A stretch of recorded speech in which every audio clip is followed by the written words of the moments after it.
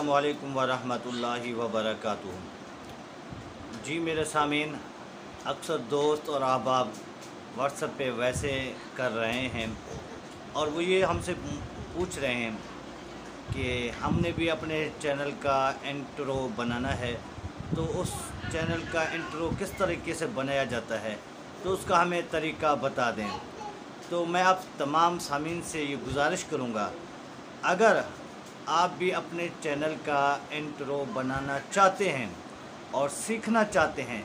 तो आपसे गुजारिश है कि सबसे पहले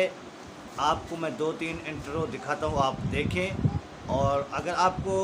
पसंद आए तो फिर आपसे गुजारिश है कि आपने हमारे चैनल को सब्सक्राइब भी ज़रूर करना है